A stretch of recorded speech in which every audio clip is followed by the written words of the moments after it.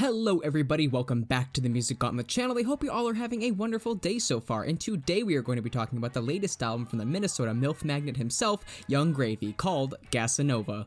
To many, it would seem as though the rapper popped onto the scene almost out of nowhere, gaining his initial traction in 2017 upon the release of his single, Mr. Clean. The SoundCloud single contained all the charm Gravy had to offer: humorous bars about making the moves on your mother, a soul-like beat sampling the 1950s hit Mr. Sandman, and a flow as smooth as, well... Since his big break, Gravy has been on a non-stop grind to prove he's a mainstay in the rap game. Despite having the appearance on first glance of meme rapper, each project has come with its balance of hilarity and sincerity, a balance he's been perfecting over the years to make for music that can make you smile while also being an undeniable slap. EP after EP, some of which having direct involvement from his acquaintance Baby No Money, it wouldn't be until the end of May last year that Gravy would drop his debut album, Sensational. Everything people loved about the artist, all in one compact LP format, only being a sweet 32 minutes. Personally, I really like this project. As mentioned, the short runtime helped the overall experience feel as though no moment was wasted, avoiding the act being too dragged out. There were enough exciting moments to last a full project, showcasing how a rapper of Gravy's comedic caliber can still evolve and become better than before. However, being that Gravy generally sticks to the same subject matter, was Sensational going to be the brightest he was ever going to shine, or would he evolve even further and prove he'll be around for quite some time? Well, ladies and gentlemen, I'm happy to be able to say that Gravy's not just back, but better than ever. Gasanova finds Gravy at his most comfortable yet, delivering bars that make you press replay over beats impressively infused with oldies samples over hard-knocking beats. I mean, that is most of the time. He makes this case in point right out of the gate with Always Saucy, including a destructive beat over the Temptation Sensation instrumental found most notoriously in the Always Sunny in Philadelphia opening. Wild card, bitches! A grand opening for a grand project. Although here this is one of Gravy's weaker performances, it's more than made up for due to the fact of the pure energy of the track and the standout appearances from Ski Mask the Slump God and Trippy the Kid. I'm a really big Ski fan, so hearing these two collaborate just put a big old smile on my face and put butterflies all in my stomach. I'm so glad it went over this well. You can tell Ski really cared about his verse too, because it has this small section where he's whispering in it, and it's overall a longer Ski verse than we're used to. But this is far from the only highlight on the project, I mean far from it. No matter what song it is we're talking about, Gravy does not shy away from delivering those humorous bars that people go to him for. They are all over this project. Master Skywalker, there are too many of them. What are we going to do?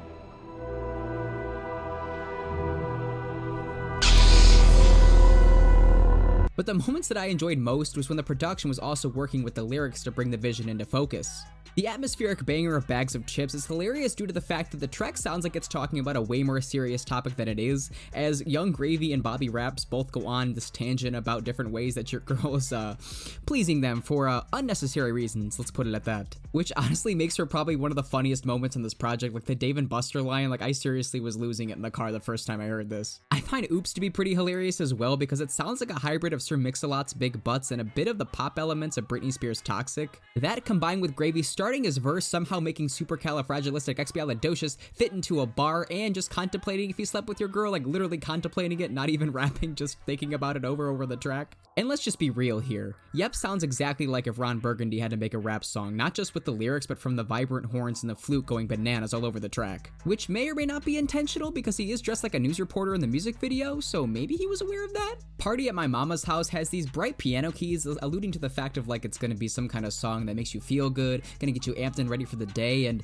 in a way it does that, but it's really just focusing on literally Gravy throwing a party at his mama's house and having Waffle House do the catering. And that's just part of the charm of Gravy. He uses instrumentals that you wouldn't necessarily expect him to use and allude to a different topic being addressed, but then just resorts back to the topics you know him to talk about and then adds a bit of a twist to it. But like, the fact that the beat in the instrumental is so unconventional to what he's talking about makes for an experience that you don't necessarily know what's gonna come next. He knows that if he continually uses the aesthetic of sampling 80s and 90s music, it's gonna grow old and his fans aren't necessarily gonna want to hear that over and over and over again. But that's where the role of rap music comes into play, because he can make a darker song like Bags of Chips or a lighter song like Party at My Mama's House, but either way it's gonna involve a lot of humor and Gravy's charm because he can fit it to himself. He can tailor that song to what his style is. It's a cool aha moment when he does sample something, but most of the time he can rely on the beat just being as zany as he is to drive home the fact that, you know, just have a little fun with this project. And when I said Gravy sounds better than ever earlier in this review, I meant that, because it's not just with the production, but with his verses as well. Songs like Martha Stewart, Yup, Gas Money all had the charm of Gravy with the humorous bars and punchlines, but he's not relying on those by including interesting flows and rhyme schemes that aren't necessarily on, let's say, like a JID level, but they're diverse enough where for Young Gravy it stands out pretty well. I think Baby No Money has some good rhyme schemes and flows sometimes, but what he's lacking is what Young Gravy has, that charisma and energy that he brings to a track to make it lively as ever. Sometimes that deadpan delivery does work, but for Gravy, it's just the energy that he brings to every single song that makes this project entertaining from start to finish. Again, only a 38-minute runtime, but making that feel like it's half the length. That being said, the album does have its flaws though. Part of the issue is he comes out guns a-blazing with the opening track and then it just does not lose steam from there, having its best tracks appear in the first leg of this album. To the album's credit, it does do a good job of keeping that momentum strong throughout a majority of the project, I can give it that. The only hiccup in the beginning of the project, in my opinion, is the Young Dolph feature. It's not necessarily a bad feature, he just sounds a little bit awkward on the track. But with the piano keys and the thumping bass, I'm sure Gravy in his mind made the conscious decision to have Dolph on this track because it suited his sound so well. In my mind, it's like Gravy saying he's going to take your chick, but he buys you a drink and gives you a wink before he does it. Dolph just upfront does it and doesn't even give you a look in the eye.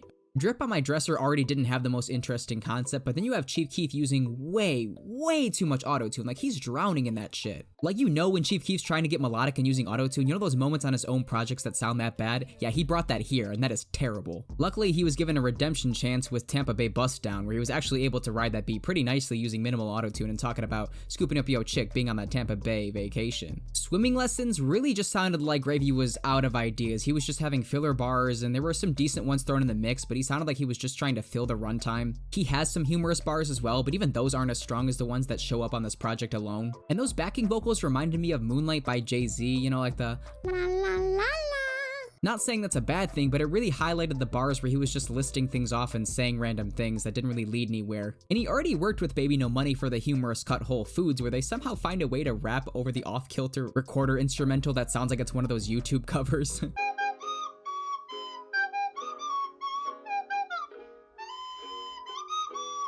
And I also understand that it's Baby No Money featuring Young Gravy, but the track Jack Money Bean just came off as a lesser collaboration between the two, just sounding like another moment where the album was sputtering out before its final finish. But overall, I really did enjoy this project. On the surface, this album is just wacky, goofy, fun shenanigans. But those are also the reasons why this project is so good. This has been one hell of a year for absolutely everybody. I mean, nobody in 2020 has been able to escape its madness. But instead of sulking and letting the time fly by, Gravy decided to put his ass to work and make a project to distract you from the madness that's happening around you. Take it one step further, he's not just distracting you, but reminding you there's some good things and good aspects about life, not just to focus on the negatives all the time and put yourself in a depressive state. I mean, I'm sure he could have came through with some politically or socially conscious songs, but how awkward would that have been for Gravy to rap about those topics? It just wouldn't suit his style. I'm sure he could pull it off to a certain extent, but he did so even better by just making an album that's genuinely Gravy. When you're at your lowest of lows, this is a record you could put on to feel some kind of happiness and feel a little bit better about yourself. And that's what I love so much about this project and Gravy as an artist, because he knows his lane and sticks to it. He knows what he strives at doing best and does it so expertly.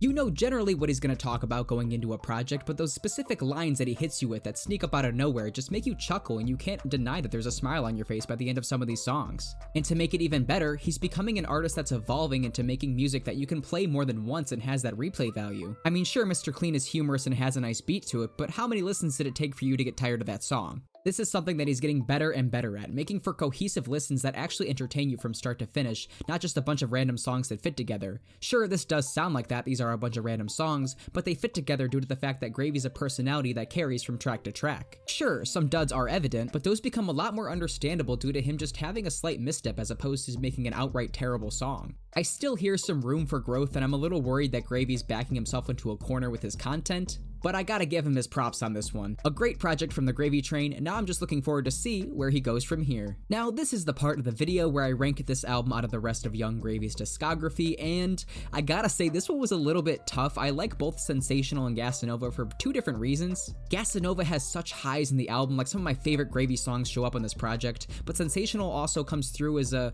more balanced project. Like all throughout, I never really didn't like a song as opposed to Gasanova having some weaker tracks on the tail end.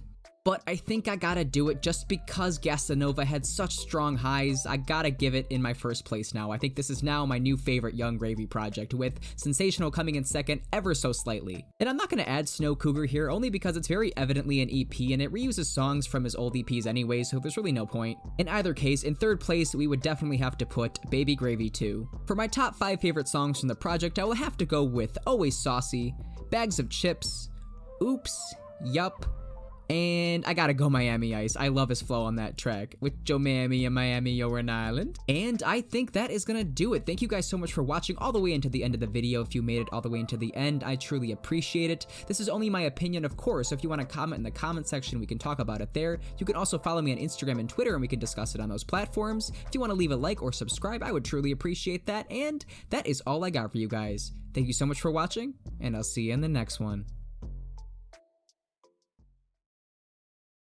No. You mean like Tracy with the ass? Tracy with the Honda?